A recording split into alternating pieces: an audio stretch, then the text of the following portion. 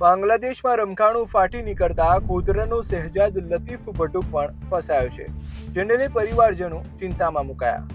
બાંગ્લાદેશમાં અનામત મુદ્દે ચાલી રહેલા આંદોલને હિંસક સ્વરૂપ ધારણ કર્યું છે। પ્રદર્શનકારીઓની અથડામણના કારણે સ્થિતિ વધુ વણસતા અનેક ઠેકાણે કર્ફ્યુ લાદી દેવામાં આવ્યો છે। ત્યારે બાંગ્લાદેશ ભણવા ગયેલા 250થી વધુ ભારતીયો હાલ ફસાઈ ગયા છે।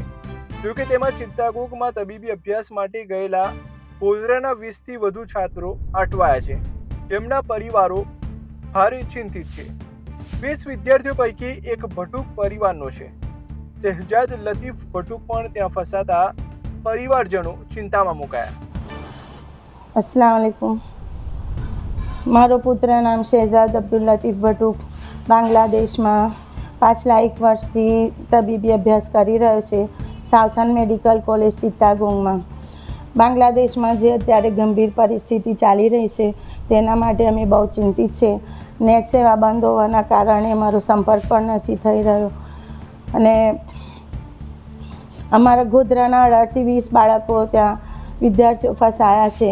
તો કેન્દ્ર અને રાજ્ય સરકારને અમારી નમ્ર વિનંતી છે કે અમારા બાળકોને ગોધરા પરત લાવવા, સહી સલામત પરત લાવવા માટે અમારી મદદ કરે। મારો ભાઈ શહેજાદ ભટુક છેલ્લા 1 વર્ષથી બાંગ્લાદેશ મેડિકલ કોલેજમાં અભ્યાસ કરી રહ્યો છે। હમણાં 2 દિવસથી એની જોડે સંપર્ક થયો નહોતો, તેથી અમે ચિંતામાં હતા। પછી ખબર પડી કે બાંગ્લાદેશમાં તોફાનો ફાટી નીકળ્યા છે, તેના લીધે અમે ચિંતામાં છીએ।